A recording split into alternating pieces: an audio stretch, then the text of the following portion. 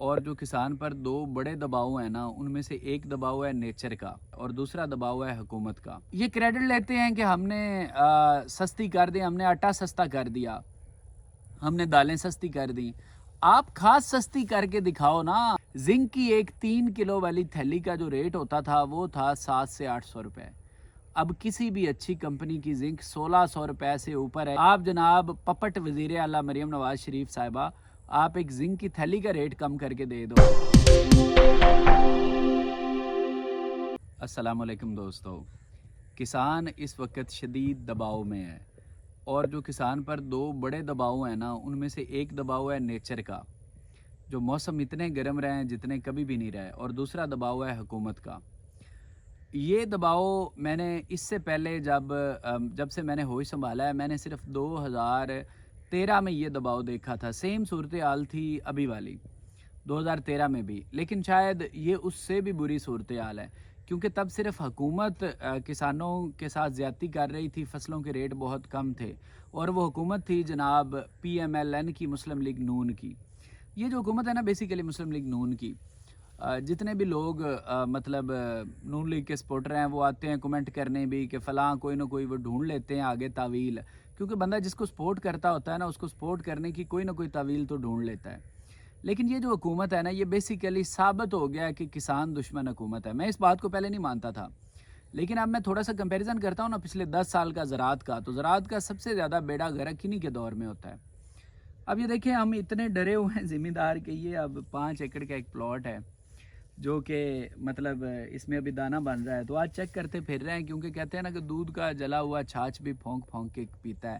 لیکن اب یہ جو پلاٹ ہے نا، یہ دیکھنے کو ٹھیک لگ رہا ہے، کیونکہ اب نیچر تھوڑی سی کسان پہ مہربان ہوئی ہے کہ شاید کسان کی اتنی کو پسلی تھی جتنا نقصان ہو چکا ہے۔ اب بارش بھی ہوئی ہے، تو اب جو دھان جن میں دانہ بن رہا ہے یا جن میں ابھی سٹا نکل رہا ہے، وہ بہت بہتر ہیں۔ اور میں بتا رہا تھا کہ دو مطلب دباؤ ہیں۔ پہلا نیچر کا کسان پر، جس پہ نیچر کے دباؤ کے تو صرف 2 طریقے ہیں۔ ایک تو یہ کہ ہمیں اجتماعی طور پہ اللہ سے معافی بھی مانگنی چاہیے، کیونکہ جناب ہم بہت زیادہ مادہ پرست ہو گئے ہوئے ہیں لوگ، اور اتنی زیادہ سپیڈ لگی ہوئی ہے کہ کوئی جن کی اپنی بھی زمین ہے نا، وہ لوگ بھی ایک مہینہ بھی اپنی زمین خالی چھوڑنے کو تیار نہیں ہیں۔ مطلب ہم یہ نہیں دیکھتے ہیں گرمی ہے سردی ہے، ہم کہتے ہیں کہ بس زمین ویلی پڑی ہے تو کوئی نہ کوئی چیز کاشت کر دیں۔ تو یہ نہیں ہوگا، آپ کو اگر آپ کو نیچر کے حساب سے چلنا پڑے گا۔ نیچر کو کوئی بھی کبھی کوئی ٹکر نہیں دے سکا۔ مطلب اب دیکھیں نا، مئی میں بہت زیادہ دھان کاشت ہوا ہے ہائی بریڈ۔ اگر یہی جون میں ہو جاتا، ہم گندم کے بعد صرف ایک مئی کا مہینہ خالی چھوڑ دیتے زمین کو، تو شاید نتائج بہت بہتر ہوتے، کیونکہ جتنی بھی جون والی کاشت ہے نا ہائی بریڈ دھان کی، وہ بہت بہتر ہے۔ مطلب اگر مئی والی کاشت کی ایوریج آ رہی ہے 20 من، 30 من، 35 من، تو جو جون والی کاشت ہے اس کی ایوریج کم سے کم 70-80 من آئے گی، اس سے اوپر بھی آ سکتی ہے۔ تو نیچر کے حساب سے ذمہ داروں کو چلنا پڑے گا، جو موسم ہے اس کے حساب سے چلیں۔